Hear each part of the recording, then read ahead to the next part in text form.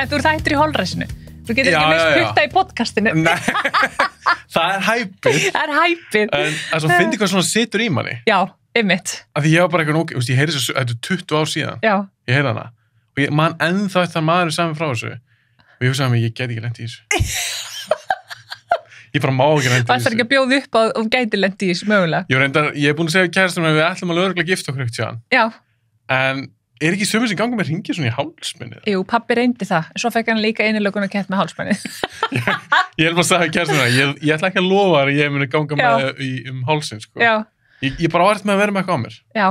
Mamma orðin vel þreytt á þessu, en þú veist, en hún orðin vön núna, eftir öll þessi ár, sko, 40 ára eða eitthvað, þá er hún orðin vön því að hann sé bara ekki með neitt, sko. En hann reyndi allt, sko. Já. Þannig að hann sagði, ég seti þetta kannski í eirað, og mamma bara, nei, frekar sleppur þessu, hún gifti ykkur ekki í eiranu. En hún alveg satt við það? Er hún eitthvað svona, þú verður nú að vera eitthvað með hringin? Nei, hún er bara alveg overið, sko. Hún búin að gifta í millunar? Já, ég blessa, veistu maður. Þau eru búin að vera gift í 45 ára eða eitthvað, sko. Já, ok. Þannig hún er löngu búin að jafna sig á þessu. Ef þetta hefur einhvern tíma verið issue, þá er hún búin að jafna sig á því. En það er svona gott, þegar sumir verða kannski eitthvað perraðar eitthvað, ég veit það ekki. Já, ég gæti alveg trú að þetta væri svona viðkvæmt hjá einhverjum, sko. En þú veist, ég er náttúrulega bara, eins og ég elst upp við þetta, þannig ef maðurinn minn myndi ekki vera með giftingarhringinn, þá myndi ég vera bara svona, veist, ringurinn breytir engu, við erum gift, sko. Og hann elskaði ekki minna, sko. Nei, nákvæmlega. Nákvæmlega, það sem ég átt að hugsa, því að þú þarft ekkit endilega með hring. Nei. Þetta sannar það ekkit, já, þessi manneski elskar hina meira að þeim hring. Nei, nákvæmlega. Og þú veist, þetta er engin, þú veist, ég þarf ekki að stimpla hann er minn, þú veist, ég held að hann viti það bara sjálfur og þú veist. Þú veist bara að missa hann allt í einu, hann var ekki með hring. Nei, nákvæmlega. Það er alveg fárlegt. Já, já. Hvað er hans fyrir þetta þér? Bara allt brjálað, veistu það, eins og það ættir, við erum búin að reyna þetta date mjög oft og það er bara, það gekk núna, síðustu vikur hafa verið, sko, vægt til orða, bara crazy, sko. Hvað er það að gera? Mér finnst þess að gera alveg heilan helling. Já, ég er eiginlega svolítið þannig, ég þrífst á því að vera að gera sem mest. Ok.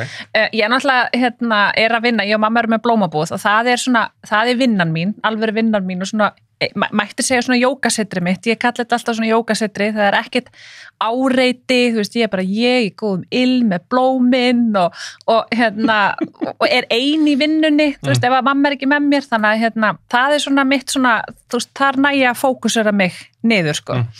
En svo er ég náttúrulega að, ég er að skemmta, ég myndi venlegum kringumstæðum, það var ég að skemmta live, en nú er það bara rafrænt.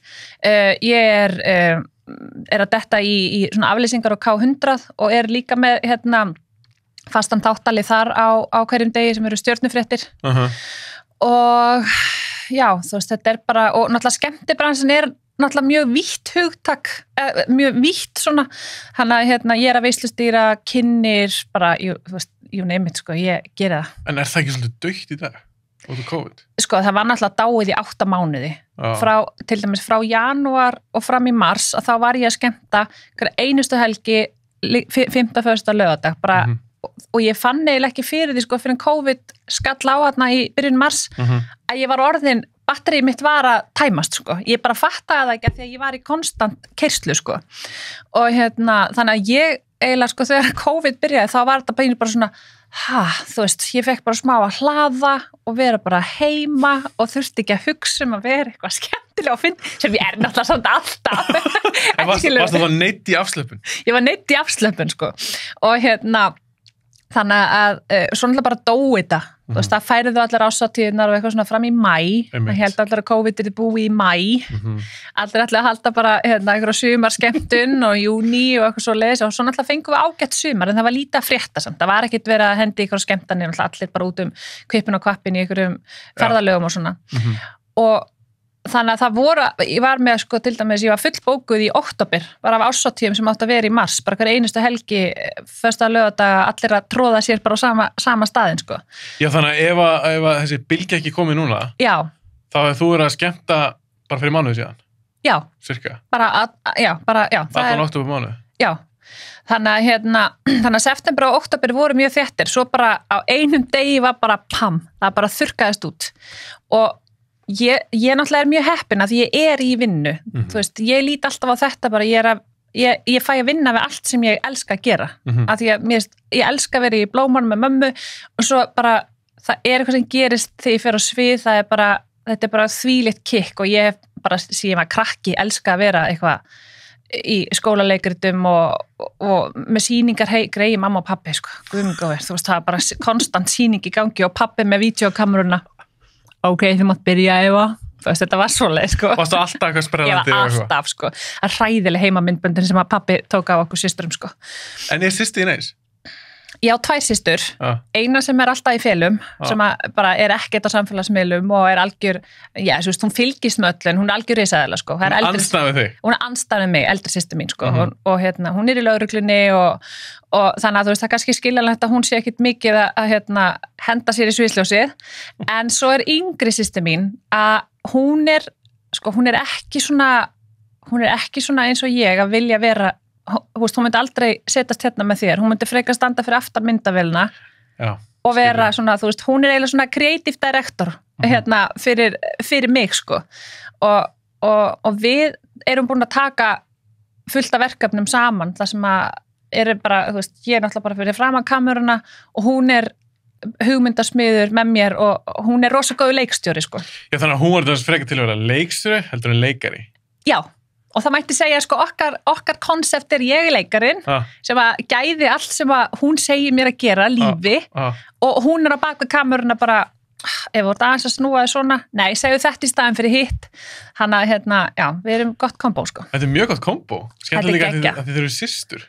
Já, og hún er búin að vera, sko, systir mín, eldri systir mín, hún heitir Debbie í löggunni og svo er þetta Tinna og hún er búin að vinna svo lengi í kvikmyndabransanum og auglýsingabransanum, hún er förðunarfræðingur og þannig að hún er búin að vinna í svo mörgum svona stórum hlutum og stórum verkefnum að hún er með svo rosalega gott auga, bara hvað virkar og hvað ekki á mér, ég er svona skvetta, skilurðu, og hann að það er gott að vera eitthvað sem þetta svona bökla mig niður, sko.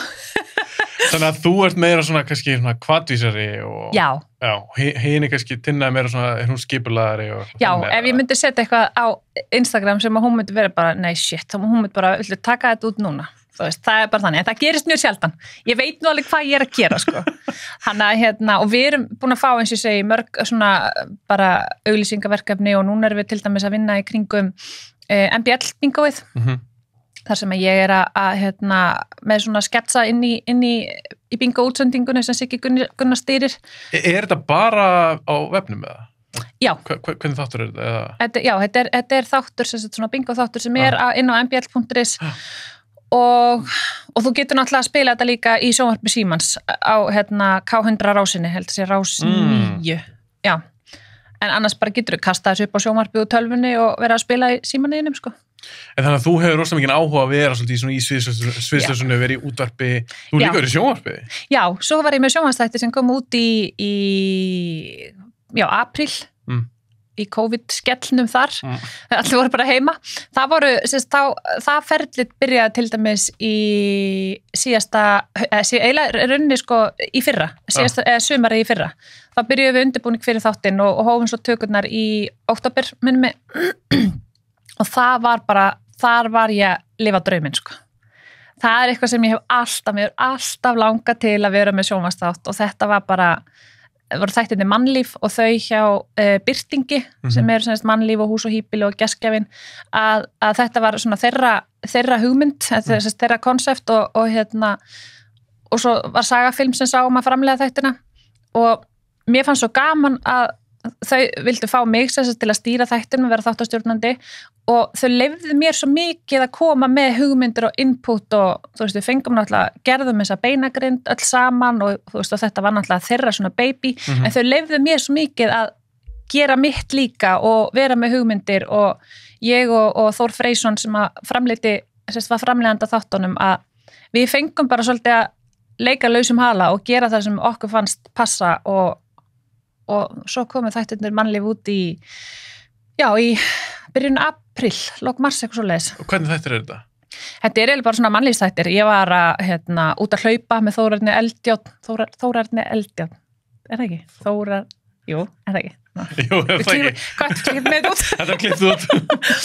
Og ég var að elda Já, svona alls konar. Bara svona alls konar, já, þetta var bara svona 20-25 mínútur þættir sem að voru svona bara svona stutt segment af öllu, þannig að ég var út allt að tala við alls konar fólk og gera alls konar og þetta var bara, ég var að lifa drauminn minn, sko. Og hann búinn í Slóttur, eða? Já, hann kom út í sjónvarpi Símans og þar ennþá inni, náttúrulega á hvað heitir þetta, sjónvarp Símans Premium, já. Já. Og hann að fólk getur hort á það, þetta 8 þættir og svo vonandi verður bara framhald á. Já, þú veist það ekki ennþá, eða? Nei, þú veist, alltaf COVID svolítið að bremsa niður, sko. Stoppar allt. Já, svona ég veit alveg að svona stærri framleiðslur eru í gangi og en þetta svolítið mikið svona, maður náttúrulega, við vorum að fara út allt og skoða alls konar fólk og gera alls konar, þú veist, eins og ég var inn í Omnám súkkulaðiverksmiðjuna og búið til súkkulaði. Hvernig veist það? Það var geggjað. Það var bara, þetta er náttúrulega uppáhald súkkulaðið mitt, sko. Þetta er gott súkkulaði. Þetta er geggjað súkkulaði. Þannig að COVID býður kannski ekki alveg upp á sama frelsi. Nei, að þú veist þess að nánd og já, nándina og þetta grímuvesen náttúrulega og þannig að en við býðum bara spöka og meðan ég bara Google Notes að googla alls konar sem dettur í hug og já, hugmyndir og svona. Hugmyndir. En eitthvað sem þú ert eftir að gera sem þú ert bara svona, mér langar ekki að gera þetta. Miljón hlutir. Veist það, sko ég búin að teka í útvarpsbóksið og ég ótrúlega þakklátt K100 að þeir sleppa mér þeir sleppa mér í útsendingu og það bara stórt sjátt á Sigga Gunnars og Jón Axel og Loga og alla þá sem þarna að þú veist, það hef alltaf haft svo mikla trú á mér, sko. Þú fegst bara lyklana eitthvað þætti og fegst bara að ráða? Já, eða þú veist, sko ég er ofta að leysa, sko, í síðdegisþættinu með Sigga Gunnars. Það er eiginlega aðalega svona Logi Bergmann sem það er að leysa af. Hann er voða busy. Vonum að hann hlusta á hana það. Já, ég ætla að vona að hann sé að hlusta. Hann að sendi hún klippu. Þú verður að gera það. Og já, þannig að ég svona fengið að dettin í aflýsingar þar og mér finnst það ógeðslega gaman. Og svo náttúrulega er ég með hennar stjörnufréttapakka á hverjum einasta degi, virkum degi. Er það bara alveg þitt barn? Það er alveg mitt, sko. Já. Og það er bara eitthvað sem ég var 16 ára gömul bara inn á blogspot.is með evarúsa.blogspot.is sem ég var bara að skrifa Hollywood, sko. Þetta er einu svona gömul hugmynd. Þetta er bara, ég er búin að vera í þessu síðan ég var, sko, 15, bara síðan hvernig byrjaði allir að blogga. Þú veist, ég var örugglega svona 16 ára þegar ég byrjaði eitthvað svona viti, sko. Er það ekki 2000, 2001, 2000 eitthvað? Já, eitthvað svo leis. Já, eitthvað svo leis. Þannig að þú er búin að gera þetta svona langa tíma? Já, ég er búin að gera þetta alveg mjög lengi, sko. Hvað finnst svona heillandi við þennan heim? Ég veit ekki, ég vil bara eitthvað sem skilur eftir sig, eitthvað sem gerir maður klárar en ég. Það er þú ert að fjalla svo mikið Hollywood fólk. Já. Sem á vel við í þessum þætti. Sko, og þessi stjörnufrétta þáttur og þetta er bara sem gerist eiginlega óvart, sko. Ég komin í Ísland vaknar, á var ég bruna að þangað upp yfir okkur einasta föstudegi í held ég heilt árið eitthvað. Þar sem ég var með bara stuttan hnýtt meðan svona stjörnufréttapakka og það gerist eiginlega bara óvart að því ég fór bara eitt skipti til þeirra bara eitthvað svona viðtal og svo voru það eitthvað að spyrja mig hvað er að frétta stjörnunum og eftir þáttina þá sögðu við mig bara ef ég gera þetta bara í hverju viku þú kemur bara einu sinni viku og hendur í stjörnupakkan og þá var ég náttúrulega að fá að allt sem ég er alltaf að skrifa á netinu, þar var ég eiginlega bara svolítið svona gæða þetta lífi í útvarpi. Ég skilji. Það lifnaði svolítið við þar? Já, lifnaði við þar, sko. Og svo hafði Siggi Gunnar samband við mig bara núna í sumar og vildi fá þetta þá alla virka daga. Þannig að... Er þetta ekki alveg ágætis vinna? Nei, blessar. Ég byrja á stjörnufrétt og ég byrja á sem Hollywood síðum áður en ég fyrir nú MBL og vísi.is. Já, þú meina. Það er minn rúndur, sko. Ok. Þannig að þú veist, mér finnst þetta leik svo gaman. Já. Mér finnst svo gaman, ég alveg lifi og hrærist í þessum glamur heimi en ég held ég myndi aldrei meika að búa í honum, sko. Ég ætla að spyrja, hefur þú komið til LA og... Ég eftir að fara til Mekka. Ég eftir að senda Ryan Seacrest. I'm a star journalist from Iceland. Nei, celebrity journalist from Iceland. Can I come in? Draumurinn minn sko að fara í höfuðstöð Ryan Seacrest og skoða. Er hann hetjaði? Nei, mér finnst hann bara svo geggjaður. Hann er bara svona multitasker. Ég tengi svo mikið við hann. Veist, hann er náttúrulega bara komið með bara byggingu eins og við erum í hérna, bara 5-6 hæða byggingu sem er bara á fyrstu hæðinni podcast, á annari hæðir, þú veist, þetta er bara... Sem hann bara á, eða? Sem hann bara á, það er bara þetta er bara Trump Tower líka við, skilur við. Hann er bleið búin alltaf sniður, ekki það, ég hef ekki fylgst mikið með honum, ég maður þegar byrjaði hann ekki svolítið American Idol? Jú. Sem kynnir þar. Það var svona, hann svona breakthrough í rauninni. Og svo byrjaði hann síðan með podcast og eitthvað aðra þætti. Já, svo hefur hann verið með þætti á og þú veist, hann alltaf framleiðir fullta efni, þú veist, hann er einn það er hann sem uppgötaði til dæmis Kardashians. Það? Já, það var hann sem pitsaði þau hvort að það var ekki sniðut, þannig að hann þekkti eitthvað til þeirra og kom heim til þeirra með eitthvað, held ég, 2 tökumenn bara með eitthvað svo litla kameru sem eldi þau daginn til að búið til svona promo, sko. Ég veist það ekki, átti hann yfir hugmyndin að? Já, það var hann sem að... Var hann að framleiða líka, veistu það? Já, þá var hann að byrja að framleiða, sko. Þannig að, sko, Kardashian er örugglega svona gullæðin hans. Já, það er búið að græða alveg, sko. Þú sér það, 5 hæða bygginga eitthvað í Hollywood. Svo hann er búin að geta græja bara eftir þess að þætti. Já. Horfir mikið á það þætti, Keeping Up with the Kardashians? Ó, já, kalla mín. Það er hín fjölskyldan mín. Hvað finnst þú skemmtilegt við það? Ég veit, þú veist, þetta er náttúrulega bara ekki að fylgjast með þessu lífi. Þetta er eitthvað líf sem maður á aldrei eftir að kynnast þessu lífi. Þú veist, það eru bara nokkrar útvaldar manneskjur hérna, ok, mörg þúsund manns, en marga miljónir sem að, þú veist, lifa í svona heimi, en það er bara eitthvað svo geggjað að þau opna hurðina bara inn á heimilin, maður sér inn til, þetta er eiginlega bara svona, ef maður hefur áhuga á frægum, þá langar maður að sjá hvernig er heima hjá hann, hvernig eru þau að akta og hérna, hvernig er lífið þeirra og þau hleypa manni mjög nálægt. En nú ertu búin að sjá svolítið marga þætti með þessu fólki. Alla. Alla. Og sér hvernig þau búa og svona. Já. Hvað finnst þér um þetta? Ég náttúrulega, sko, þetta er rosa yfirborðskenndur heimur og ég held að það sé mjög erfitt að lifa í þessum heimi, sko. Akkur heldur það? Þú ert alltaf að vera up to standard, þú ert alltaf alltaf að vera flottur og fínn og hérna, og ég held þetta sé bara ógeðslega erfitt bara líka, þú veist, þegar eitthvað kemur upp á, þú veist, það er allt svo public, það er allt opið og opinbert hjá þeim og hérna, þannig að ég er algjör sökkar fyrir svona reality þáttum, sko. Já, ég er það líka sjálfur. Segðu ykkur á raunveruleik þetta sem horfur á. Ég horf aðal á svona eins og Survivor. Já. Skil, eitthvað svona keppnir. Já. En svona fylgjast með eins og Kardashian fjölskyldunni eða Real Housewives og eitthvað svona. En sko, náttúrulega svo er eins og Temptation Island, í hvað myndavél á ég að horfa þegar ég segi þetta. Það er til dæmis keppni. Temptation Island og Bachelor, þetta er náttúrulega viss keppni. Hver fær sleikin í kvöld? Finnstu ekki þennan Bachelor? Varst þú ekki gær með stelpunum í fantasy-suitunni? Jú. Ég er búin að fá unni til mín og Lilja kemur til mín bara eftir. Nei, ert það grínast? Vá. Hvað líst þú á það? Mér líst vel á það. Það ekki? Jú. Það þarf ykkur að sjá þessa deild. Þú veist, það er verið að sjá enska sportið og fótboltadeildina og það þarf ykkur að sjá þessa raunveruleika þætti. En ég myndi spurði unnútið þig, ég ætla að spurði þig líka. Þú ert kannski Bachelor aðdáandi. Hvað er svo skemmtilegast á þætti? Hvað, er þetta drama?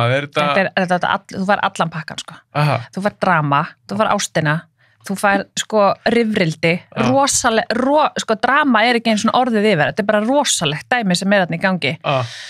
Og, þú veist, maðurinn minn fær, sko, hann fær ofnæmis, svona bráða ofnæmi þegar hann sér ég er að horfa á þetta, hann er bara, getur lækkað þetta, og ég er bara, ok, þú skalt bara fara, spila tölvuleik, setja þig headset kallið minn, því ég er að horfa. Það voru ekki falla þetta mislökkva og svo er þetta bara eitthvað svona, fattur þetta er vandræðalegt, maður er bara eitthvað shit, ég trú ekki að segja að þessu þau fara í sleik, rosa margir sleikar, það er finnst það, bara it has it all. En er þetta ekta? Sko, þetta náttúrulega pródúserað alveg helling og við vitum það alveg Bachelor Nation sem erum að fylgjast með, þessu er leikstýrt af vissu marki, en þú stjórnar samt ekki tilfinningum fólks. Það er enginn að fara, þú veist, ef við varum hérna 2 eftir, þú veist, þeir eru ekkert að ráða því hvort ég elski þig eða ekki. Skilur, þú veist, þeir get ekki stýrt því. En er fólki sem er að keppa í þessu, eins og segjum að séu 2 eftir eða eitthvað, eru þau ekki að feika þá?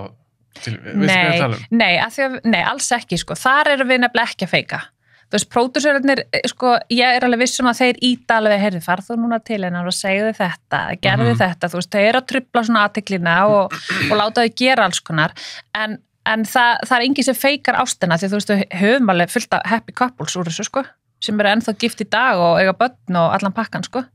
sem ég hafa börn og já, elsku kallið mér, þetta er alveg þetta er reality, þetta er raunveruleiki ég svo hræddur að því að ég unnur komin daginn, þú verður að tala um þig svo Lilli, ég er að taka 3 röð sem fíla Bachelor já, þú ert að fara að bincha núna ég held að ég sé fara bara dett inn í þú ert að fara dett inn í en kærasta mín myndi aldrei með þetta what? já, hún verður að hafa zombia, draugagang eitthvað ógeð, heimsendir ok, já, þú meinar, hún er þannig, sko heldur hún myndi ekki make a Temptation Island það er, sko, ef ég ætti að velja ég var að tala um það við stelpunar í gær ef ég ætti að velja fantasy-svítuna ef ég ætti að velja Bachelor eða Temptation Island ég myndi alltaf velja Temptation Island af því það er mesta steik og rugl sem ég hef bara upplifað ok, þá er aðeins útskýrt þann það fyrir mér sko, það er bara, þá myndir þú kærastaginn og ég og maður minn til dæmis fara á Eyðieyju, ekki Eyðieyju, bara Eyju. Er þetta eitthvað swingpartí eða? Nei, og svo myndu þið strákarnir fara í eitt hús og við stelpunar fara í annað hús,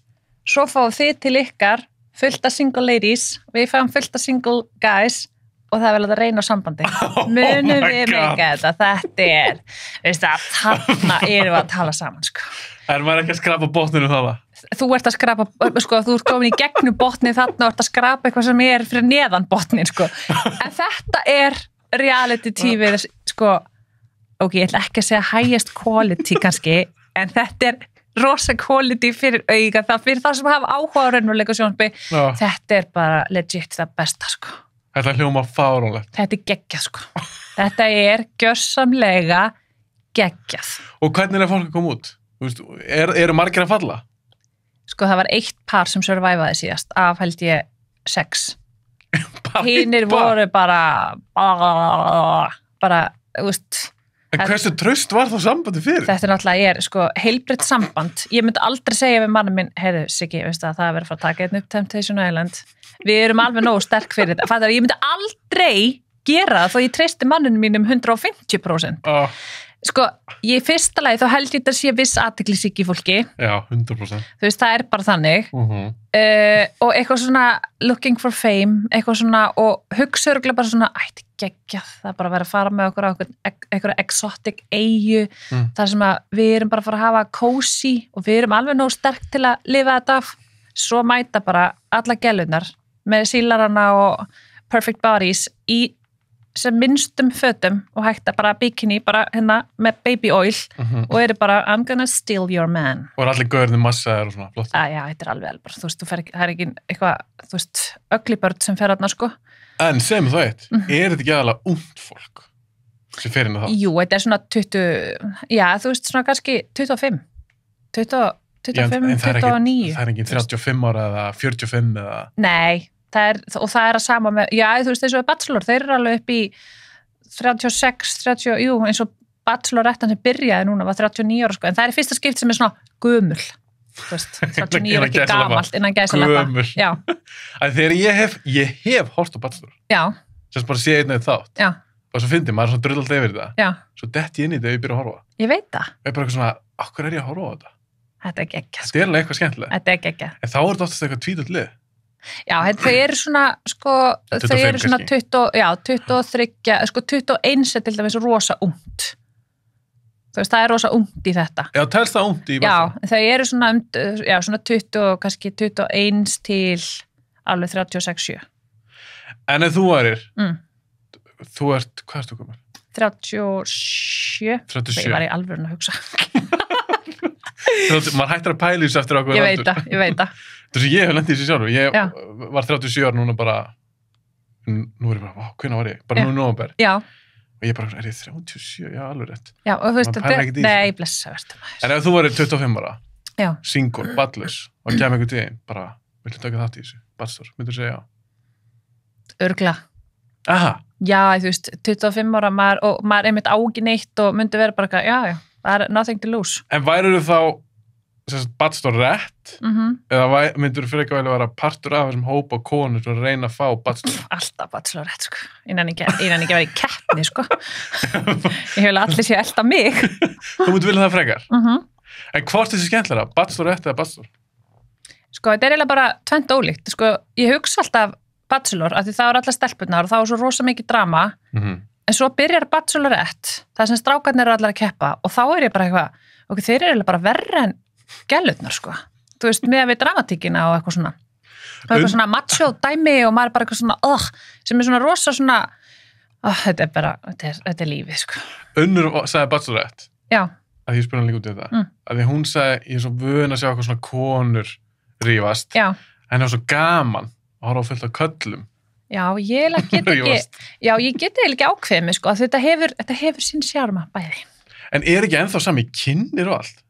Jú, Chris Harrison, Chris. Ég vil sjá hann sem, sko, forseta Bandaríkjanna.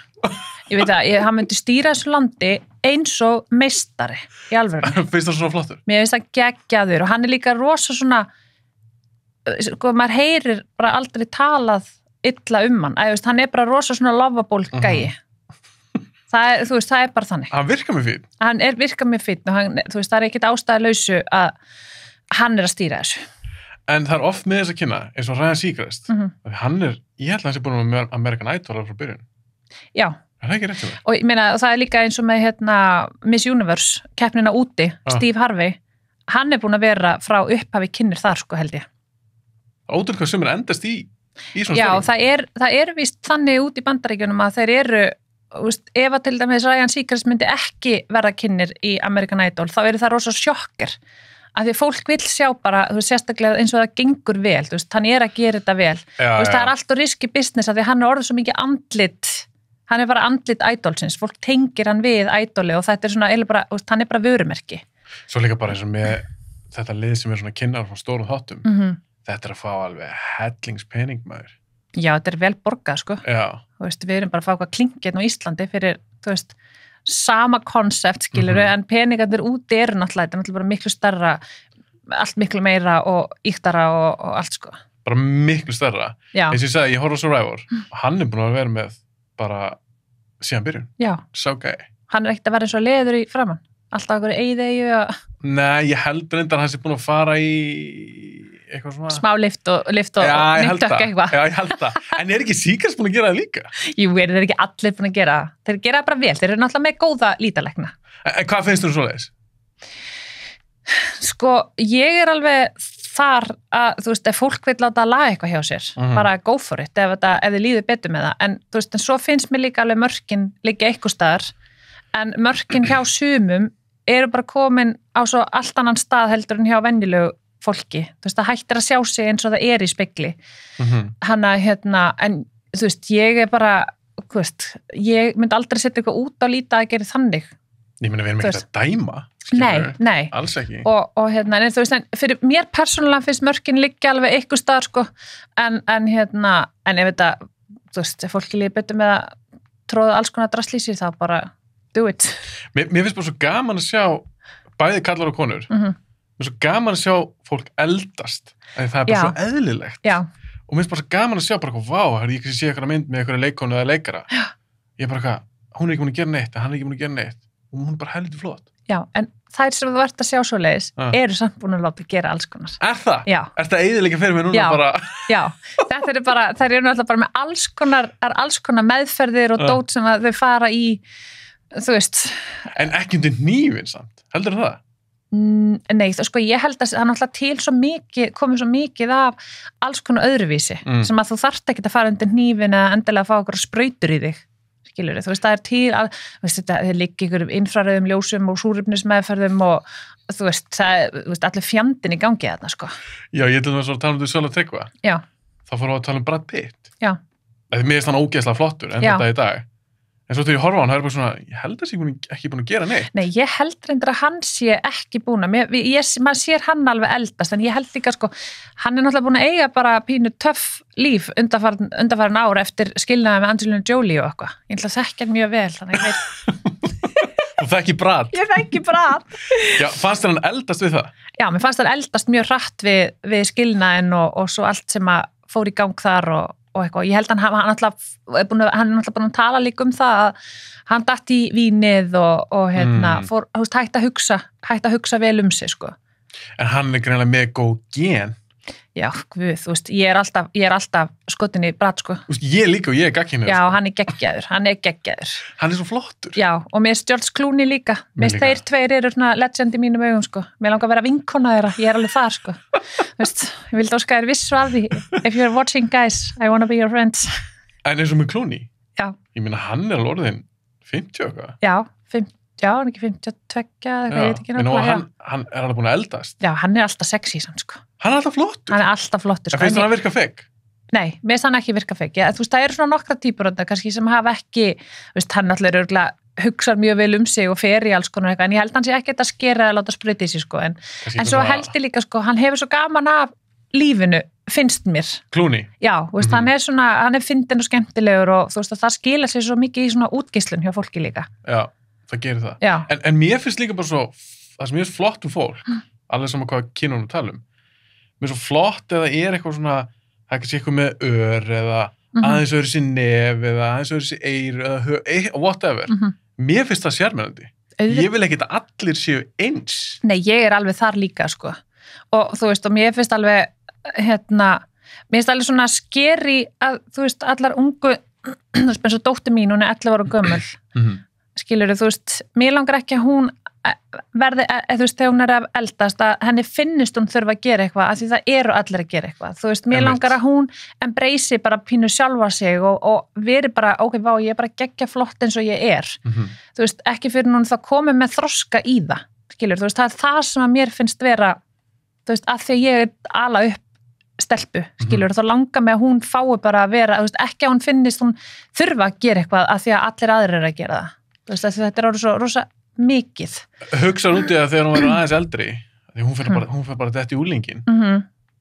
Hugsaðu eitthvað það, hún eitthvað að koma til því, bara eitthvað svona, kvíðið fyrir því, hún eitthvað að koma eitthvað, mamma, þú veist, mér langar að fara Instagram, mér langar að gera svona og Já, ég er alveg grjóthörð með samfélagsmiðla, ég er náttúrulega vinn í samfélagsmiðla bransanum líka, sko, þannig að þú veist, hún fær að vera með Snapchat, þú veist, það sem eru bara vinkonur hennar og svo fær hún að vera með TikTok, af því að ég að segja, en nú er ég að brjóta öll lög, má ekki vera með þetta alls saman, við klippum þetta út líka. Já, er það 13 ára? Já, hún er það er engin að hlusta á hana. Engin að bæla í þessu. Nei, en þar er ég til dæmis með svona eitthvað parental control, skilur og þú veist, og þar er hún bara með vinkonu sínar og vini sína og ég er alltaf að reyna að kenna, þú veist, ég er með tvíbura, stelp og strák og strákurinn er, þú veist, hún er skítsamur samfélagsmiðla, en hún hefur miklu meira áhuga á og svo er bara maður á Instagram, og ég er bara, þú veist, nei, þú veist, það er sko nógur tími, þú veist, ég veit hvað áritið er af þessu. Já, það er gríðalegt, sko. Rosalegt áritið, sko. Það er minnst ekki gana að heyra því þú ert virk á samfélagsmiðlum. Mjög virk. Ertu ofvirk? Nei, ég held nú ekki. Ég er nú aðeins skárri en ég var þegar ég byrjaði, sko. Já. Okay. Þá var ég bara rosaleg, sko. En þess vegna áhugavert að spyrja þig út í þetta, því þú átt börn sjálf og það virðist verið, ég sé þetta svolítið hjá frængu minni og frænda mínum, mér finnst þess að hún hafi aðeins mér áhuga, hún er enda 2 árum eldri en hann, en ég bara pæla að þetta sé kannski meiri á stelpum. Ég held þetta sé meiri á stelpum og stelpur eru náttúrulega, þú veist, aðeins, þú veist, ég sé það bara á þeim, þú veist, hún er aðeins svona á undan honum með ýmsa hluti, sko, og ég held þetta að stelpur hafa miklu meiri áhuga á samfélagsmiðlum, sko, miðað við bara mína upplifun af þessu, sko. Hvað ætli það sé? Ég veit það ekki. Þú veist, ég veit ekki hvað það er. Nei.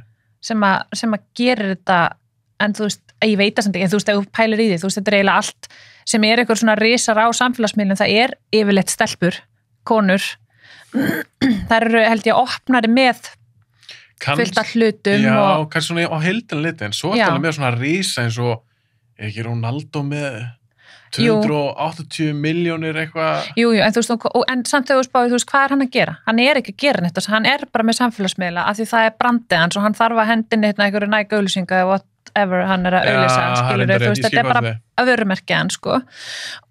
En þú veist, eins og konur eru miklu opnari, þú veist, þær taka alls konar svona umræður og gera, þú veist, eru meira svona kannski tilfinningaverurnar sem að fleiri leita í að þetta er svona persónulegra, já. Það er góð punktur, opna sig kannski meira. Já. En svo líka sem með þetta, eins og með TikTok, Ég ekki mikið inn í TikTok. Nei, ekki ég heldur. Ég þekki þetta lítið. Já. Þetta virðist vera of mikið svona eitthvað dansvídeó og hún í búðinni með mér, hún bara í einhverjum kippum að taka einhver spór og ég bara svona, hún er ekki eins og með símann sinn, hún bara og þetta bara eðlilegt, þú fer bara í hagkaup eða eitthvað, þú sér bara alla stelpur á sem aldrei, eru bara með eitthvað svona rikki og kippi og eru bara, að dansa, skilurðu. Ein vinkona mín, sem okkar aldrei, hún og stelpu, ég held að hún sé 10 ára líka, 10-11 ára eitthvað. Hún og mér tók vídeo á henni, svona leini vídeo. Þá var hún eitthvað, hún var ekki svona að taka þessu upp. Einmitt. Og eitthvað svona kipp. Þau eru bara að æfa dansinn. Og sko, þar finnst mér TikTok að þetta það sem stelpan mín að gera. Já. Ef hún ekki að gera einhver ástarmyndböndum vinkonu sínar, eða hundin okkar, þá hún að gera dansa. Og þú veist, og mér finnst það krútlegt og ég, þú veist, og mér finnst alltaf, þú veist, hef alltaf sagt henni að vanda orðin sín á þessum miðlum og svona. En enn í dag að þá, þú veist, það þetta sem ég hræðist, þú veist, að því það svo rosa dómharka og sérstaklega hjá krökkum sem hafa ekki þroskan, svo grimmir og ég alltaf að hugsa bara, ok, 2020, við erum konstant að ræða einelti og orðin og hvað við, þú veist, hvernig við viljum að þessi komi fram við okkur og við erum með fullt af geggjum fyrirmyndum sem hafa opnað sig einelti, eins og Salka Sól. Þú veist, hún bara beint til krakkana. Þú veist, Stefán Kall var náttúrulega geggjastarf með regnbogabörnin. En samt í dag ég bara, þetta samt ekki að skila sér inn hjá börnunum sem eru bara að kommenta hinga og þanga á TikTok og Snapchat og allstað bara eitthvað, þú ágeð, og þú veist, segja orð sem að maður bara, þú veist, glætan, þú veist, þetta ekki einu svona orð sem ég notaði þegar ég var á sem aldrei, sko. Nei, og svo hafa verið að sína, finnst bara allir eins og ég hef lesið í fjölmiðlum, þá kannski að sína eitthvað svona dæmi, þú veist, þá ekki screenshot af eitthvað sem eitthvað krakki sendi öðrum krakka, þú veist, og viðbjóðurinn. Ég skildi ekki. Ekki heldur. Þú veist, þetta svo fjarlægt, ég svo hissa ef ég sæi barnið mitt skrifa svona. Já. Og ég hissa, þú veist, sem betur fyrir hafa börnin mín ekki lent í einhverju svona netbúlís eða einhverju svona rafrænu drasli, sko. En ég sann svo hissa að krakkar sé, þú veist, það enginn að segja mér að 11-12 ára krakki veit ekki hvað einelti er. Nei, nákvæmlega. Þú veist, það enginn að segja mér að þau sé ekki með þroskan í að vita hvað það er. Nei. En samt einhvern veginn þetta í þeim áfram, sko. Já, ég meina, svona alltaf getur maður alltaf bakka með þetta, hvernig heima hefur. Já. Krakkar sem svona grófir. Já. Og mér finnst það skellin þetta því að þetta núna búið færast, þetta ekki bara lengur í skólunum. Skilur við, svona face to face. Já. Það kannski verið að leggja barnið til einelti þegar barnið eitt heima bara upp í svefnherbergi. Einmitt. Það það sem svo skeri með samfélagsmiðla, þannig að þú veist... Svo falið. Já, þetta svo falið, þannig að þú veist, til dæmis reglan mín eins og að þú veist, hún færi með Snapchat að því að öll spjöllin sem eru að nynni seifast og hverjum einasta kvöldi teki síman hennar og ég fer yfir hvernig hún ringdi, hvernig hún var að tala við SMS, þú veist, og hún veit alveg ég gerir það og þú veist, ég ekkert eitthvað, þú veist, að fela það neitt og við förum alveg yfir þetta saman og ef það eitthvað sem að mér líkar ekki, þú veist, þá ræði ég það við hana og ég vona það síist inn hjá henni. En þegar hún fekk Snapchat fyrst, áttur það eitthvað svona spjall við hana? Settstu niður með henni og fórstu yfir þetta? Já. Hvernig var það spjall? Bara fínt, sko. Þú veist, hún skilur þetta alveg og, þú veist, og hún alltaf veit alveg, þú veist, allt þetta sem ég að gera á vesnast í, þannig að, þú veist, hún veit að mamma að segja eitthvað sem rétt, skilurðu? Já, ég skil, hún hlustar alveg á þetta. Hún hlustar alveg á þetta, sko. En eins og þegar hann byrjar, strákan, áttu ekki líka strák? Jú. Hann ekki búin að ræða þetta? Nei, hún sko gæti ekki verið meira sama þetta, sko. Hann bara í töluleik? Nei, hann bara körfubolta haus, sko. Já, það bara númer 1 hjá honum. Já, og hún bara, þú veist, hann þú veist, stundum ég bara eitthvað að reyna að ná í hann og þá þarf ég bara að ringja alla vina hans að þegar síminn hans batterslaus heima. Á meðan að dóttir mín alltaf, þú veist, hún alltaf með símann sinn, þú veist, ég veit alltaf, þú veist, hvar hún, ég þarf ekki að setja neitt tracker á hana. Nei. Þannig að alltaf með síman. Já, þú veist, hún alltaf með síman, skilur, hún að fara eitthvað og gera eitthvað og þannig að Sástu Social Dilemma á Netflix? Nei, ég ekki búin að sjá hana. Hefur ekkert áhugaði? Já, þú veist, ég er búin að heyra ókslega mikið.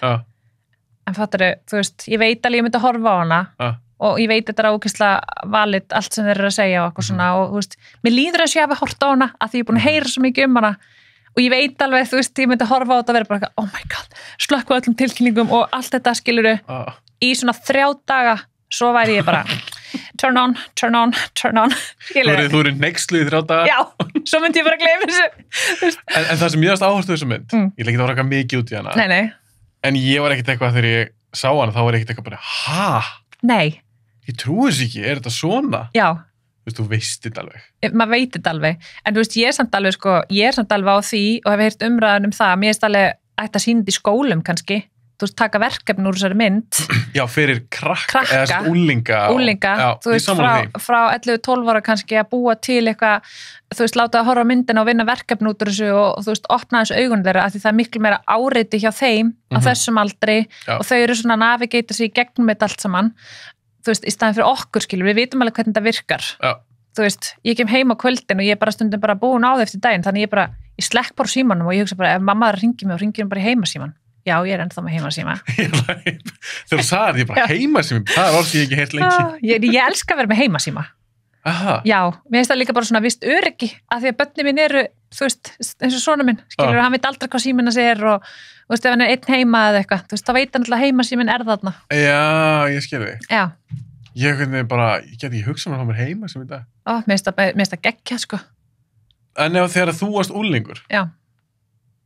Ef að Instagram, Facebook og allt þetta hefur til þá Shit, ég hef verið svo þreytandi Heldur það hefur verið slæmt fyrir þig? Já, ég held að það hefur verið slæmt fyrir mig Þetta byrjaði á réttum tíma fyrir mig Já, við vinkonurnar höfum alveg oft talað bara guð sé lof að Instagram var ekki bara með við statusuna sem maður er að sjá 2009 á Facebook þá er ég bara, wow, ef að Instagram hefði verið komið, þá hefði það verið verra heldur en statusarnir 2009 Er það skoða þína gamlu statusar? Já, í memories Og er það hræðilegt? Nei, veist það, ég bara, var ég á ekkur eða? Ég skil ekki neitt hvað er að gerast þarna, Hvað varst að skrifa? Nei, fattar þau bara, þetta er svo mikið steikana, maður er bara að skrifa allt. Já. Það er alveg sama hvað það er bara allt á vegnum. Það er eins og, var Messenger ekki til, af því að maður er bara með heilu spjöllin þarna innan. Já, Þannig að ég er bara að þakka Guði fyrir að samfélagsmiðlar komu bara þegar þeir komu fyrir mig, Ég er nefnilega dattinn á Facebook til að vera setna. Mér fannst það ekkert spennandi og ég var lítið að posta og er lítið að posta á Facebook. En kærastan mér byrjaði að snemma. Hún er 8 ára yngri en ég, og hún var að fara yfir þetta þessum daginn. Og hún var bara eitthvað svona, Einmitt. Hvað var ég að skrifa? Og maður á sem betur fyrir ennþá vinnuna sín í dag, þrátt fyrir þarna slæmt rönn 2009 og 10, Fólk gafst ekki upp á þér? Nei, fólk gafst ekki upp á mig, nei. En þetta er alveg, ég líka, að því ég nefnilega hef alltaf verið þannig og ég hef sagt þetta áður, ég held alveg ég hef verið byrjað að undirbúa minn farveg, bara þegar ég var krakki. Hvar ég ætlaði að vera þegar ég yrði stór. Að því að eins og, pappa með vídeokameruna, ok, Eva, það er kveikt, eða búin að stilla neikstar upp, að taka mig upp, að gera eitthvað, skilur Í milljónasta skipti og í öllum skólaleikritum og svo þegar ég var úlingur, þá var ég alltaf með myndavél á mér og tók myndir og framkallaði og ég tók mynd af öllu. Ertu að tala bara svona ljósmyndavél? Nei, bara þessa, Litlu DFF-kamerur eða svona... Já, með svona staf, eða með skjárin. Ég byrjaði náttúrulega með bara, það sem að maður sá bara ekki myndina, skilur. Þú bara tókst mynd og vonar allir verið með opin augun og fórstu bara með í framkvöldin, skilur. Svo náttúrulega var þetta svona stafrænar myndavél, eða hvað heitir þetta ekki það? Svona digital? Jú. Og vinkonu mínar, margumtöluðu vinkonur, að tækað orðið geggjaðar á mig, bara geðveikar, bara á mánudegi bara, viltu taka þessa mynd út af Facebook? Þá var ég bara eitthvað myndir frá djamminum helgina, allt inn á Facebook, bara gaman, með stelpunum helgina, albúmið, eitthvað. Og þær voru bara, oh my god, en í dag eru þær mjög þakklátar. Út af því að þá eiga minningar? Já, nú get ég grafið upp alls konar sem maður er bara, oh my god, muni eftir þessu, það hlæja þessi í dag. Já, það geta hlæja þessi í dag. Það var þetta ekki fyndið þarna, En það er mitt bálum með mig, Ég hef svo mikið húmor fyrir sjálfur mér og ég er svo lítið viðkvæm fyrir sjálfur mér. En það eru náttúrulega ekki allir þannig. Mér væri alveg sama þó að væri myndarnammi sem væri bara eitthvað, ég myndi vera bara, við erum góður, skilurðu. En hvað, eins og til þess að þú hefur fengið eitthvað svona leiðileg komment? Nei, ég er búin að vera ótrúlega fyrir utan vinkonunnar. Nei. Það er að bölva þér. Nei, ég hef verið ótrúlega heppin á samfélagsmiðlum með það að á öllum þessum samfélagsmiðlaferli mínum hef ég fengið 1 komment sem að var, eitthvað svona leiðilegt sko. Var það enga skilaboð til þín eða var það eitthvað komment undir einhverja mynd eða vídeo? Nei, það var bara ég var þá með, ég er búin að vera kynnir á Miss Universe Iceland keppninni síðan hún kom til Íslands 2015 eða 16, ég man ekki hún var í 5. skipti, 2015 og þá var ég einn daginn hérna inn á Snapchat og var að búa bara til eitthvað svona story, eitthvað svona peppa keppnina og eitthvað svona og ég var með rauðan varalit að labba á hælum að kenna hvernig þetta ganga á hælum af því ég kann ekki, ég er mjög lélega að ganga á hælum af því ég er náttúrulega svo stór þannig ég er mjög sjaldan á hælum og þá var kommenti og ég man þetta mjög skýrt, þetta var bara eitthvað djöfull ertu barnaleg það var bara kommentið og ég var bara oh my god wow, mér fannst þetta bara ég var bara eins og einhver hefði slegið tusku framan í mig. Er það? Já. Leiðir þannig? Mér leið þannig sko svo var ég bara eitthvað, þú veist, ég nefndi ekki, ég svaraði þessu ekki og nefndi ekki að svara þessu og hérna, svo í dag, fattur, ef ég myndi fá þetta sent, þá myndi ég vera bara eitthvað, og hvað með það, þó ég sé barnaleg, bara greið þú að finna þörfuna fyrir því að senda mér þetta skilaboð, skilurðu. Þannig að ég er búin að vera mjög heppin með mína fylgjendur, bæði á Instagram og Snapchat, þau hafa alltaf verið mjög bara góð við mig, sko, ljúf og góð og peppandi og hvetjandi og það er geggjað. Já, þannig að ég er mjög þakklátt fyrir, sjátt á alla fylgjendur mínar að núti. Sem eru svona jákvæðir? Rosa jákvæðir og skemmtilegir og guð mig góður, ég gef mér alveg fulla grein fyrir því að það er ekki allir sem fíla mann. Það er allt í lagi? Það er bara allt í lagi. Þú veist, ég meina, ég er mjög létt og líbó og er rosa glöð að eðlisfari, sko. En þú veist, það er alveg einhverja týpur að núti sem að ég hef ekkert á móti þeim, en ég bara er ekki að fíla kannski. Ég tengi ekki við það. Og það er bara allt í lagi. Þannig að ég gerir mér alveg grein fyrir því að það er alveg, þó allir séu rosa peppandi og hvetjandi og elskandi á mínu miðlum, sko, þá veit ég alveg að það er einhverja nóti sem eru bara, skilur þau? Bara, Eva. Eva, enn og aftur. En þú veist, það er bara allt í lagi. Já, því að þú getur ekki þóknast öllum. Maður getur ekki þóknast öllum, en það er líka það sem er svo geggja við samfélagsmiðla. Þú getur bara valið hverjum þú vilt fylgja. Já. Þú þarft ekki að fylgja einhverjum sem þið finnst glataður eða ömulegur eða er að gera eitthvað sem fyrir hrikalegi töðunar á þér. Þá myndi ég bara íta unfollow áður en þú ferð í pakkan að vera bara eitthvað djöfull barnaleg eða oi hvað þetta er leiðilegt eða hræðilegt, þú veist, fattar, maður getur svo stýrt þessu. Já, en okkur er ekki allir að hugsa svona. Það hugsa ekki allir svona. Nú er bara hérna breakthrough í bíóblæðir. Tips frá mér til leikar. Nei, alveg tala, ég er bara stundum ég er kannski að follow einhverja leikara eða einhverja stjörnuna og það kemur eitthvað neikvætt. Og maður er bara svona, hvernig nefndur þessu? Það er mitt máli, en þetta er nefnilega, núna förum við aftur í það sem við vorum að tala um áðan með neteinelti hjá litlu krökkunum, sko. Þú veist, þannig erum við að tala um fullari fólk. Þetta er bara einelti? Þetta er bara einelti á netinu, þú veist, eins og Twitter og eitthvað svona, þú veist, ég er með Twitter, en ég er mjög lítið virkaðar. Ég þori ekki inn á Twitter, sko. Ég þori ekki að vera eitthvað sjúklega virk þar og vera eitthvað, því mér finnst allir vera svo... Neikvæðir eða? Já, þú veist, fólk hikar ekki við að segja það sem það finnst. Og hvernig það segir stundum hlutina þá er ég bara eitthvað svona, kannski ekki bara ringt í mömmin og verið bara eitthvað djöðlum afsakið, rosa, þú veist, djöðlum fokkin leðileg þessi bara eitthvað glötu, fattir, þú veist, fólk hefur svo mikla þörf fyrir að setja neikvætt og það líður kannski eins og, þú veist, eins og ég myndi bara ekki lesa það, skilur þú veist, eða þú myndir ekki geta bara séð þetta, þú veist, Ísland er svona lítið, það fréttist alltaf allt og auðvitað myndi viðkomandi sjá og þú veist, auðvitað er leiðileg komment særandi. Ég meina, það sem ég skil ekki er, ok, ef þið líður vel, ef þú ert hamingjusamur, þá ert ekki að kommenta svona. Nei, þú veist, það er einmitt sko, það er einmitt það sem ég held, að ég er svona, ég myndi aldrei fara, hvað sem Twitter eitthvað samfélagsmiðl og senda bara einhverja drullu á mannesku, það er bara, er ekki til í mér að gera það. Nei. En það er ég óbúslegur engill, drekka ekki, reykja ekki og senda ekki leiðileg komment. Hefur aldrei drukkið það? Nei. Eins og ég? Er það? Aldrei drukkið. Oh my god, skál fyrir því. Erum við skálum fyrir því? Já, COVID. COVID. Það er hvað ég var glad. Kling. Ég fatt að því. En já, mér finnst það bara mjög áhugavert af því að ég er mikið pælt í þessu, sérstaklega þegar ég byrjaði þetta podcast.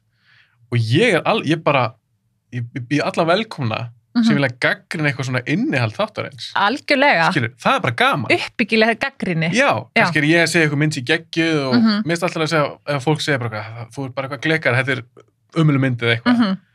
en ekki fara í persónulega árás, mér finnst það svo lélegt. Það er eitthvað sem ég hef aldrei skilja og mun aldrei skilja, en ég held að þú veist, samfélagið bara í dag og í framtíðinni og þú veist, við munum aldrei losna við það. Þú veist, það mun aldrei vera bara eitthvað, þú veist, eins og draumurinn að Stefán Karls regnbogabörnina, allir væri bara góð, þú veist, það er bara aldrei heldur að fara að gerast. Þú veist, það mun alltaf vera einhver sem að hefur eitthvað neikvægt, en það er eins og að enginn skrifin eitt fokkin neikvægt kommentum um það. Þá er ég brjálið. Ég hef verið mjög heppin líka og bara ég hef verið að fá enga skilabóð og svona. Já. Bara mjög skemmtileg. Já, sko að þú hlýtur að vilja byggja manneskinu upp í staðin fyrir að senda ykkur leiðindi. Þú veist, þar er ég. Þú veist, að lyfta manneskinu frekar upp og sleppa því þá frekara að því þú veist að þú sendir leiðilegt komment, þú veist, þá ertu að draga manneskinu niður og láta henni líða illa. Já, en er það ekki líka pointið? Það er svolítið pointið held ég, sko. Ef mér líður illa, þá ætti ég að láta þér líka líða illa. Já. Skilur við? Já, það er alveg pæling, sko. Það er mín tilfinning, Nú skulum við öll vera góð, krakkar. Nú skulum við öll vera góð. Leggja okkar að mörkum að ala börnin upp í að vera blíð og góð. Svo fá allir sjokk þegar birti sinna og DFF eins og með litla strákin í Garðabæ sem var bara að fá morðhótanir. Þá fá allir sjokk og verður bara svona, oh my god. En þú veist, við þurfum líka að líta bara í eigin barm og verður svona, ok, hvernig er ég búin að vera að haga mér? Þú veist, get ég alveg sagt með sjálf mig bara, ég er bara legit búin að vera þú veist, góð manneskja, þú veist, allir náttúrulega eru góða manneskjur, en svona í kommentakerfum og svo leið, sko. Hann, Conor McGregor sagði þetta gott, UFC fighterinn, þú veist, væntanlega hver er, Conor McGregor. Já. Hann sagði, ég veit ekki hvort það sé hans quote, upprunlega, hann sagði þetta okkur blaðamannfundi.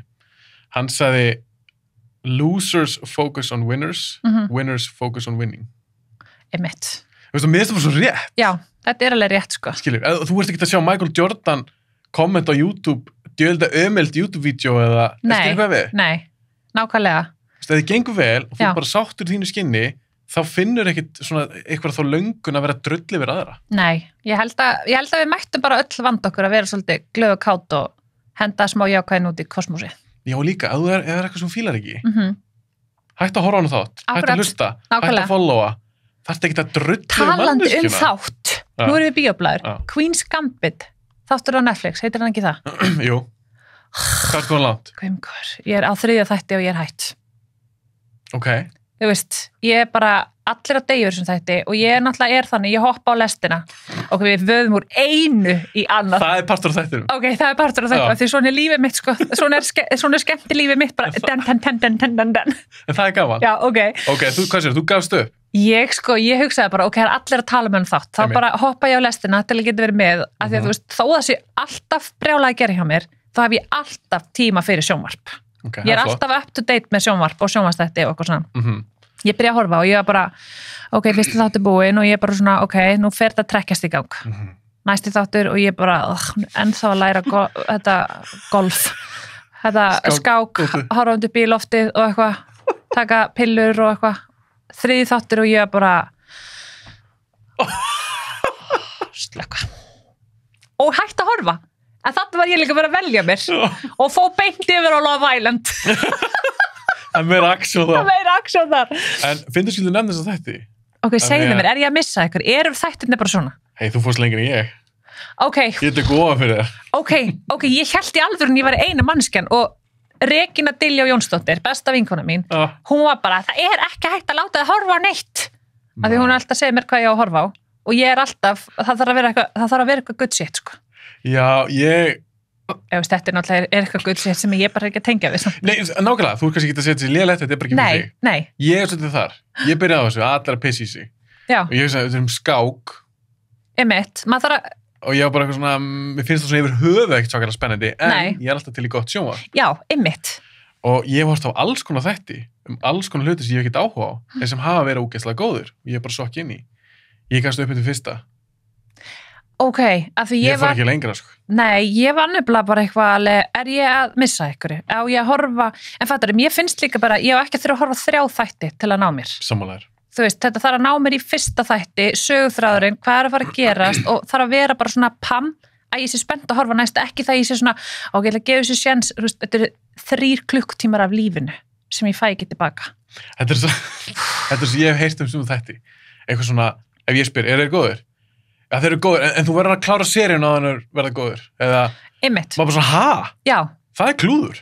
Komdu með pönsi strax. Já! Eins og hann að Krán, heitir ekki Krán? Ég hef ekki tórst á það. Nei. Er það skemmtileg? Ég veit það ekki. Vinkonur mínar enn og aftur segja ég ekki að horfa það. Það sé ekki fyrir mig. Nei. Það eru bara eitthvað, þú ættir að senda okkur drullu mauk hérna, þetta séu glataði þættir bara eftir fyrsta það. Það er, þó ég hafi mjög mikinn áhuga á konungsfjölskyldinni, þá er þetta víst ekki þætti fyrir mig, er ég búin að fá fregnir af. Þannig að ég ætla ekki að gefa þeim eins og séns. Nei, en svo er líka bara eins og ég segi, sumt er alveg gott, bara höfðar ekki timmans. Einmitt. Og í dag er svo mikið af efni. Rosalega mikið, Þú getur valið þér, það sem þú vilt. Já. En hvað er svona þegar þú ert heima og þú ert að fara að horfa á eitthvað? Já. Velur frekar þætti heldur en bíómyndir?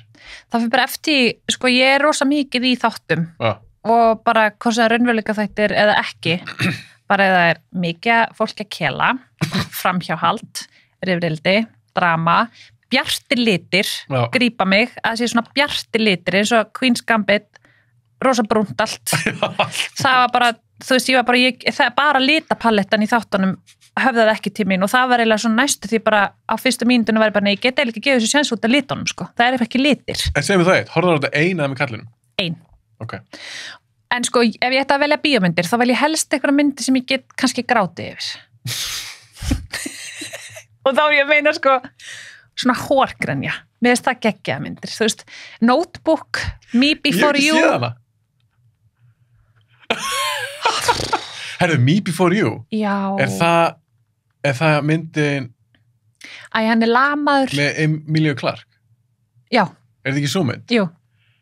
Það sem hún er eitthvað voða svona krútlega og sæt og hún kynnist einhverjum sætum gæja sem er í hjólastól. Já. Já. Hún er... Vá, veistu, ég get hort á svoleiðis myndir aftur og aftur og aftur. Er það að gráta núna bara að hugsa um hana? Já, sko liggu við, ég fæ bara kökk í hálsinn og svo geti líka verið sko típan sem er bara White House Down með Channing Tatum. Verið bara eitthvað, wow, kekk, fattar ég er með rosalega lélegan bíómyndismæk, þetta þarf bara að vera eitthvað svona, þetta bara, þú veist, eitthvað sem er einhver deyr kannski, eða bara er ógeðslega sorgleg, einhver finnur ástina, eða, þú veist, White House Down er sko ekkert góð mynd, eitthvað, hún er kannski bara, og fannst það góð? En mér finnst það bara geggjuð. Þú veist, þú bara hélt mér frá upphafi til enda, það voru sprengjur og læti og svo er ég algjör svona, þú veist, þess að Fast and Furious og svo leiðismyndir. Marvel myndirnar. Þú ert bara að leita að 100% afþrengu. Já, basically, sko. Já. Þú veist, ég elska Marvel, þú veist, allar myndirnar. Þú veist, ég er alveg þar, sko. Já, þannig að þú hefur áhuga overage. Já, mér finnst það bara, ég er bara býð spennt eftir næstu og Fast and Furious, kappasturum. Ég kem svo óvart þarna, sko, þegar ég er mjög með víðan ramma, sko, mér finnst skemmtilegt, en ég er líka rosalega ákveðin hvað ég vil ekki. Þú vilt ekki leiðilega myndir? Æ, nei, þú veist, mér finnst þetta logo til dæmis geggjað. Þetta er svona bjart og skemmtilegt litir, þú veist, þetta grípir mig, þú veist, segir mér þetta sé skemmtilegt, sko. Í alvöru. En takk fyrir það. Já, í alvöru, þú veist, þetta þarf að vera eitthvað svona catchy, sko. Eitthvað fútt í þessu. Já. En þú veist að það átt að koma út ný Fast and Furious mynd. Ég veit það. Frestuðinni. Þessi ég er frá að gráta þegar hann dó. Fórstu? Paul Walker. Fórstu í alveg að gráta? Já. Sérst þegar hann dó eða... Þegar hann dó, bara í bílslysinu. Mér fannst það bara hrikalega sorglegt, sko. Já, í sammálaður. Og í bíómyndinni, þú veist... Þegar kvæði hann. Þú veist það var bara, ég var bara... Og maðurinn mér var bara, við erum algjöru, sko, svona bíla áhuga, svona myndir, sko, já. Hann var bara, Eva, guðmungur í alvörunni, þú veist. Þannig hann er ekki grenniskjón, sko. Nei. En þú veist, svo er ég bara... Svo heyrist bara svona í mér, svo var... Hann er bara... Yfir Fast and Furious? Já. Mér finnst það geggja samt. Ég er bara svona, ég er tilfinning að vera. Já, það er bara flott. Já, og ég hef alltaf verið auðvilt fyrir maður að fara að gráta og, þú veist, pabbi gæti aldrei skamma mig þegar ég var lítil, því ég fór bara að gráta. Hann var bara eitthvað, ég get ekki skammað hennar krakka, því hún bara, það var bara eitthvað, og bara, augum bara risastór og svo bara, og maðurinn minn segir það sama. Ég sé fyrir mig svona Disney-karakter, eitthvað. Já, ég er alveg rosa klári í þessu, sko. Ertu búin að mastera þessa list? Ég er búin að mastera þetta og maðurinn minn, sko, við erum búin saman í 20 ár og við höfum alltaf verið, ótrúlega heppir með okkar samband, það er lítið svona konflikta. Einfallega, sko, hann er samt alveg með skap, sko, en ég er svona eðlisfari ekki, ég er ekki að leita að eitthvað svona rifrildi eða fæti eða eitthvað svona, auðvitað getur maður orðið pirrar og allt þetta og en hann læriði það bara mjög snemma að ef hann ætlaði eitthvað fara að rífast um mig eða var eitthvað svona sem kom upp á eitthvað, þá bara, ég var bara hann var bara, ok, nú bara þetta er bara búið, ég get ekki, þannig að við leysum málin bara á góðu samtali. Já, ég skilji, hann er bara svona, ég ætla ekki að fara í þennan. Já, hann getur ekki sem við gráða, sko. Nei. Það bara bráðnar hann eins og ísjaki og er bara, ok. En ég er líka þannig með kærastan mína, já. Að ef að hún fyrir að gráta eitthvað, við erum kannski að tala um eitthvað, skilur við rífust ekki beint. Nei. En ef það kemur upp á að hún fyrir að gráta eitthvað, ég var eitthvað með það. Ég veit það. Stelpur, ef við viljum ná mannum eitthvað strax, hendi tárin. Þeir standast það ekki. Þetta er svo ósanngjarnt. Ég veit það, þetta er samt krúllett. Þetta er svolítið krúllett, ekki? Svolítið dúllur, við erum svolítið dúllur. Ég get leiðið þessu núna, þegar þú ert ekki grátandi, skilur við. Og þú ert ekki pirraðið við mig. Nei, nákvæmlega. En ef þú fyrir að gráta núna bara eitthvað, þá er ég bara eitthvað, þó þessi COVID, þá þyrfti ég að koma og bara svona hugga þig, skilur við. Það er bara mér eðlislegt. Já, það er bara í eðlinu. Það er bara fallegt. Já, það er kannski mögulega fallegt. Já. En ég ætlaði líka að spyrja mig Fast and Furious. Já. Áttu einhverja uppáhalds eða rennur þetta bara alls saman svona í eitt graut hjá þér? Mér finnst fyrstu myndina bestar. Ok. Eiginlega bara... Er fyrstu 3 eða fyrstu 4? Það er svo margar. Já, það eru löglega 9, eða ekki? Eða 9. er að koma núna. Er ekki 9. að koma... Þú vil er í klár. Þú ert með þetta? Ég með þetta. Sko, mér finnst fyrstu 2 myndirnar eiginlega sko bara bestar. Þú finnst það bestar? Já. Það var eitthvað svona alveg nýtt og þetta var svo rosa mikið aksjón og sprengjur og... En þú veist, núna náttúrulega er þetta orðið svo miklu flottara. Þú veist, þetta eru miklu meiri brellur og meiri sprengjur og meira svona, þú veist, eitthvað svona unreal dæmi, sko. Þannig að, en þú veist, ég er ekki að tala um hann að Tokyo Drift. Sem var þarna spin-off myndin. Þú veist, ég var bara eitthvað, ekki vera skýrt, ekki láta mig setast fyrir framann sjónvarpið eða fara í bíó og Tokyo Drift, þar sem ég er ekki einu sinni leikararnir. Nei, Paul Walker var ekki henn og... Ekki Vin Diesel. Það var ekki mikið. Nei, hann heldur að bara... Það er einu sem ég sá ekki. Já, ekki horfa á hana. Það er bara waste of time. Því, þú veist, þetta er svona, þú veist, ekki reyna ride that train þegar þú ert ekki með original concepti, sko. Nei, það fór í töðunar þér. Það fór í töðunar. Þú veist, sleppið ég bara að gera þessa mynd. Skýra hana bara þá eitthvað annað. Ekki Fast and Furious Tokyo Drift. Það er bara, þú sleppið því. Ef við fengum góðan leikara frá þeirri mynd. Hann, ég man ekki hvað hann heitir, Asju... Já, sem leikur hann. Já, hann kom hann ekki úr Tokyo Drift myndinni. Já, nokkuð sem það. Já. En Benny Love kom til mín. Hann fílar Fast and Furious. Já. Hann sagði þetta var besta myndin. Brynjar og Löfi Móhansen. Ok, þá kann hann bara ekki gott að meta. Er hann búin að sjá allar myndirnar? Hann segi það. Þú sko, þá var hann bara búin að sjá þessa mynd. Þessi mynd er ekki Fast and Furious. Skilu, hún er ekki konsepti. En hvernig fannst þér, að því að mér fannst það mjög áhugaðar myndir. Já. Að það byrja sem bara svona götu, kappakstur, krimmamynd eitthvað. Já. Og það er bara orðan eitthvað James Bond myndir í dag. Þetta er nákvæmlega. Þetta er bara James Bond mynd, sko. Ég býð þetta að fara út í game. Það mun gerast. En það var náttúrulega geggjur líka myndin hérna, hvort það var síðasta mynd, sem þeir tóku hérna á Íslandi. Með Charlize Theron. Já. Hún vondu kallið. Já, mér varst hún geggjuð. Þú veist, og það er alltaf bara svo geggjað. Þeir ná að halda þessu svo fesku. Ég er rosa fan, sko. Já, ég heyri það. Já. En hvernig fannst þér? Því mér varst það ákveðin kaflaskipti þegar The Rock kom í 5. myndinni. Fast 5. Ég get ímyndið mér að það hafi verið erfitt fyrir Vin Diesel. Að fá stærri gæja. Fá stærri gæja og sem var með svona, þú veist, þeir báðir svona massaðir sköllóttir og báðir með svona þetta er svona rosa dóminarandi karakter. Alfagörar. Já, en það fóru þeir líka í hérna einhverja fílu. Já, þú vissir því. Ég viss að því. Fylgdist mjög grannt með gangi mála. Sjálfsögðu. Mér finnst það svona svo fáránlegt. Af hverju eru einhverju meting? Já, nákvæmlega. En sko ég er samt alveg, mér fannst ég er rosa mikill aðdáandi hérna Dwayne Johnson. Og mér fannst geggja þegar hann kom inn. Mér fannst það líka. Og bara svona fresh meat. Það bara súrefni inn í myndina fannst mér. Já, ég er sammála. Mér fannst hún geggjuð. Þannig, já, hún var geggjuð og hérna, og þú veist, mér finnst það samt sko, eins og ég segi, þú veist, eins og fyrstu 2 myndan, það ég held að þetta var bara eitthvað svona nýtt dæmi og hérna, en svo, þú veist, mér finnst þér alltaf ná að gera eitthvað svona ferskt, sko. Það er alveg pínu ótrúlegt. Það er, já, en það sér þau 9. myndin og þú veist, þeir sem alltaf drullu við það, séu komin að 9 myndir, að það er alltaf sagt að ég gera fleiri en 2 eða max 3 framhaldsmyndir. Það veist, 9 myndir, þú ert bara með kappakstur sprengju, þú veist, gæja í hlýrabólum og þú veist, þetta er bara... Flotta gellur. Þetta er allt bara eitthvað svona fyrir augað, sko. En þú talar um svona litaglega og svona, já.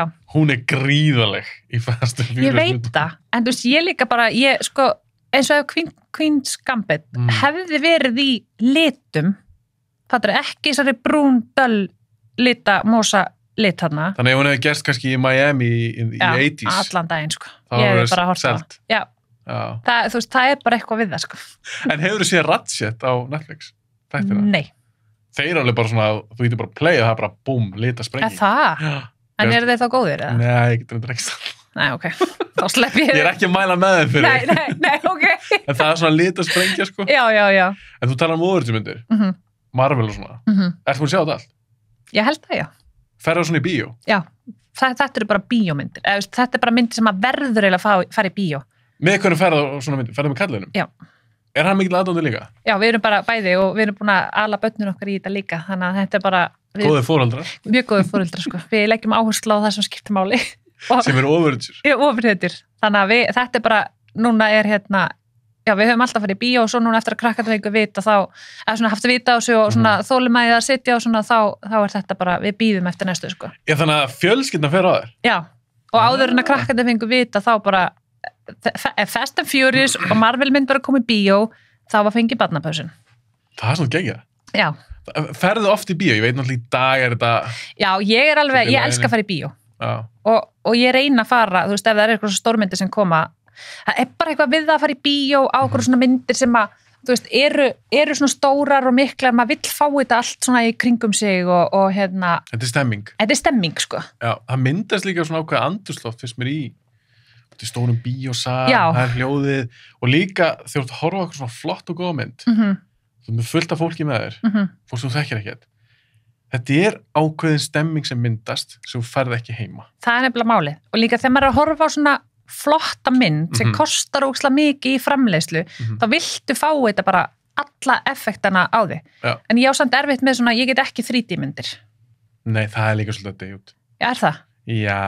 Ég held ég að einu sinni fara ásleis og ég var bara að ringlu með það óþægilegt og... Svo ætlar með gleraugun og svona. Já, með þetta bara trufla mig rosa mikið, sko. Það voru flestir ekki að fíla þetta, sko. Nei. Mér finnst það svona undirtekningar, svo Avatar sem er mjög skemmtileg í 3D. Já, ég held ég að við sé hana í 3D. Hún er mjög flott, sko.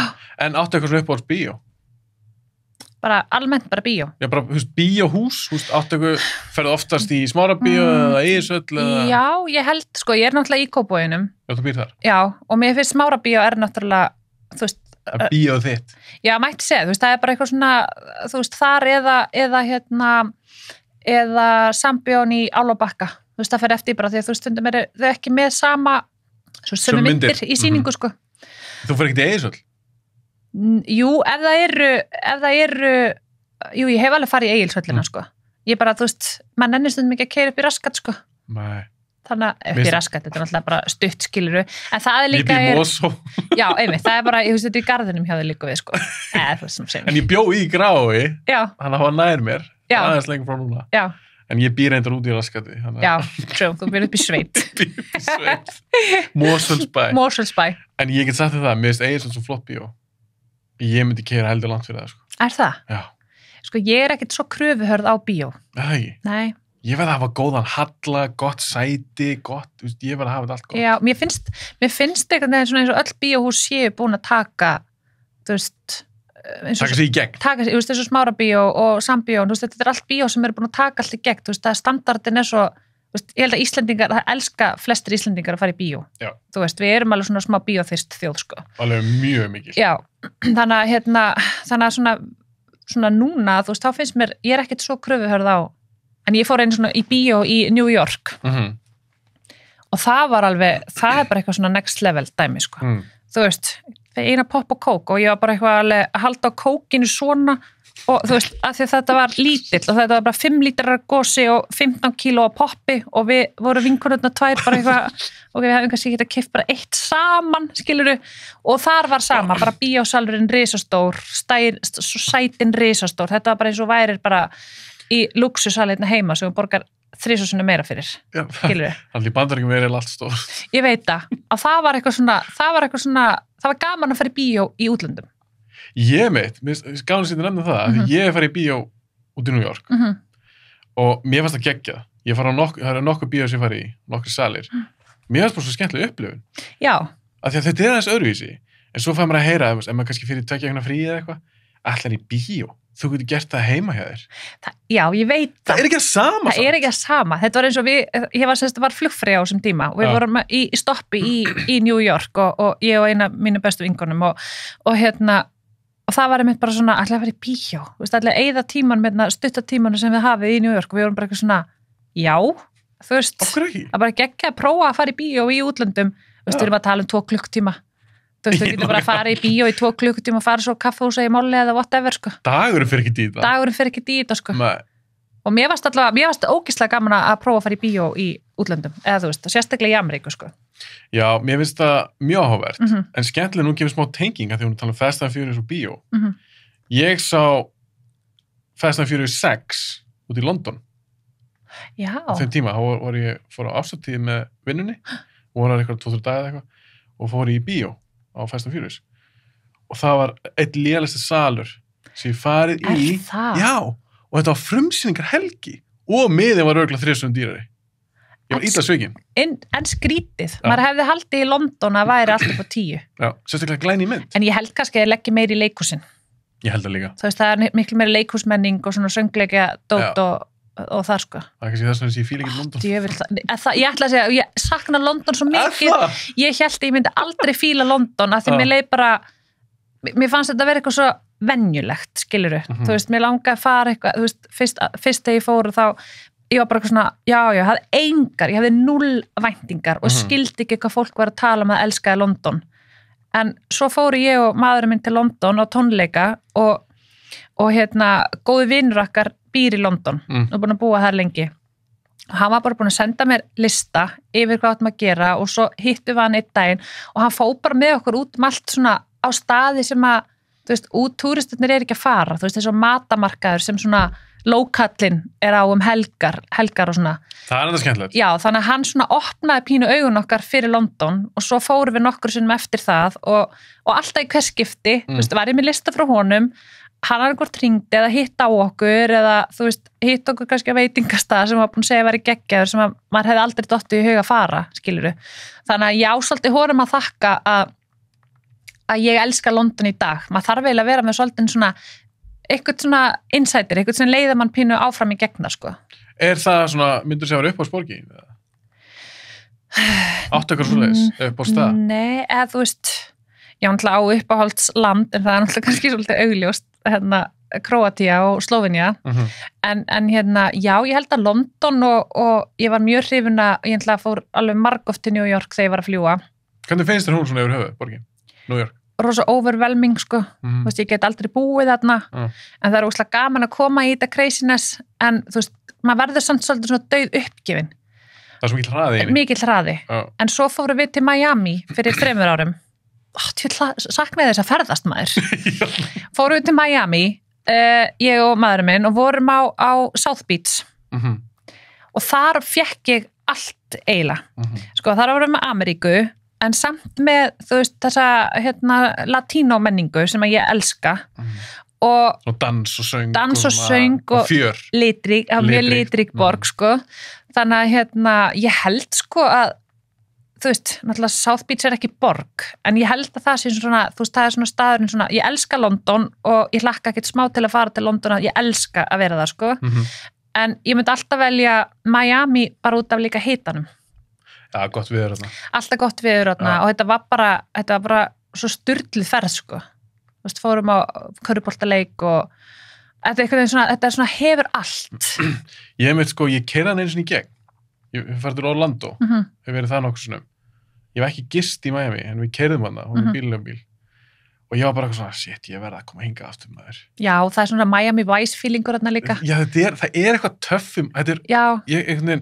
Mér fannst ég fá svona, að því að mér finnst New York svona töff staður, en mér fannst þess að ég var að fá þannig væp, plús strönd og sjó og betra veður, eitthvað töff staður. Allt. Já.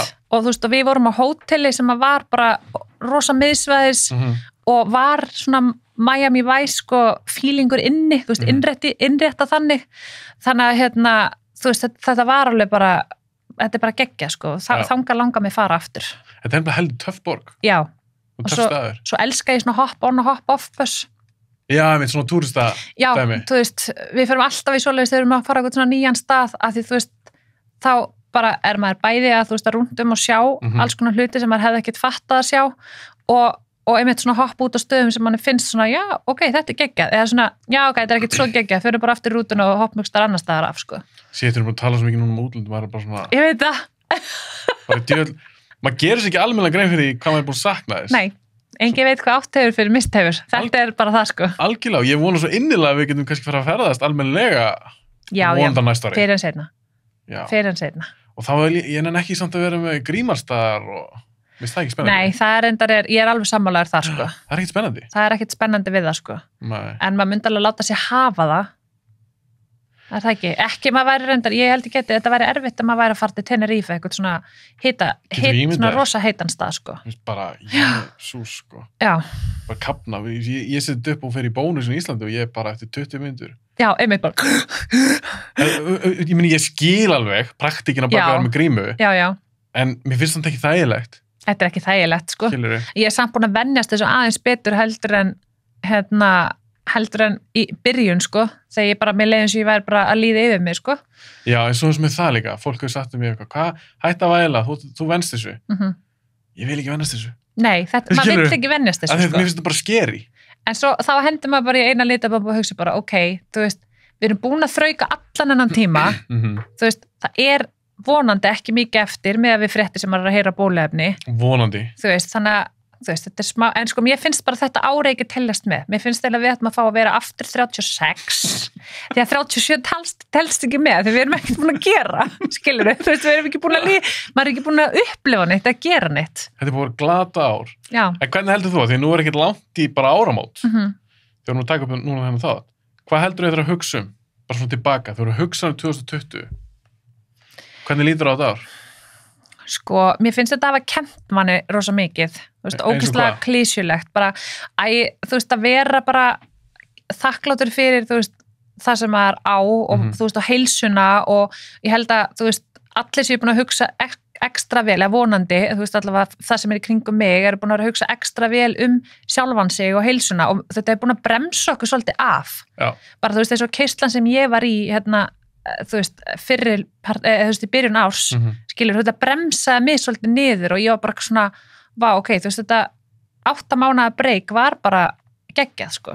En svo finn ég núna aftur þegar að, þú veist, keislan er aftur að keirast í gang bara í rafrænu formi, að þá er ég gefið þakklátt fyrir það að það er að byrja aftur. Skilur þau?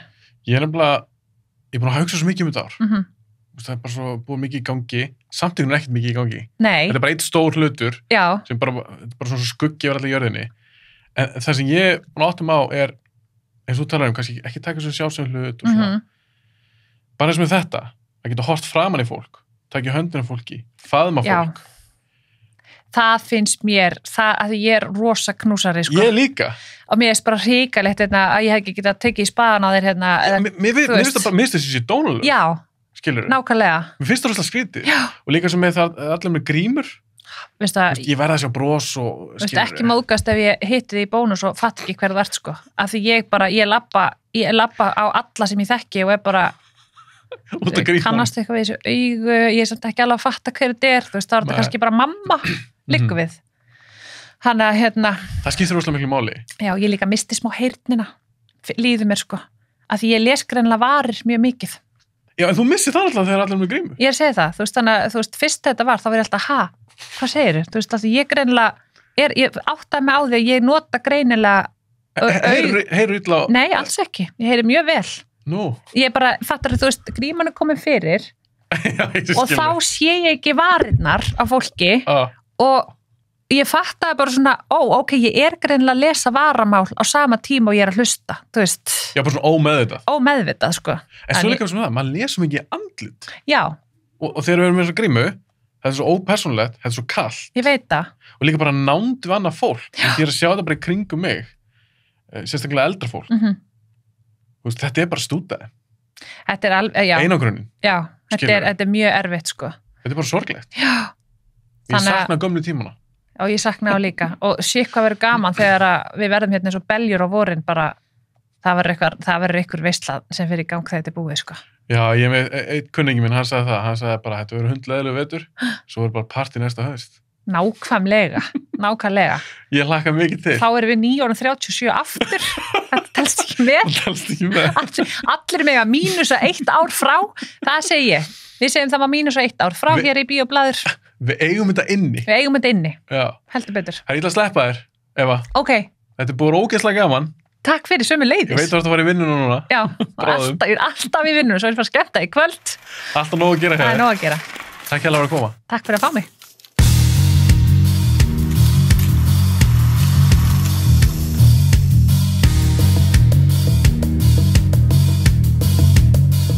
Takk hérlega fyrir að hlusta á þáttum minn eða horfa á hann og eins og kannski gera ykkur grein fyrir þá er mikil vinna að gera svona þætti og ég vil endilega halda þessu áfram og gera flotta þætti og fleiri og þið getið hjálp mér að stækka þátt með því að íta á subscribe á YouTube eða follow Spotify eða Apple Podcasts. Svo er ég líka á Instagram og Facebook, endilega fylgjum við það líka.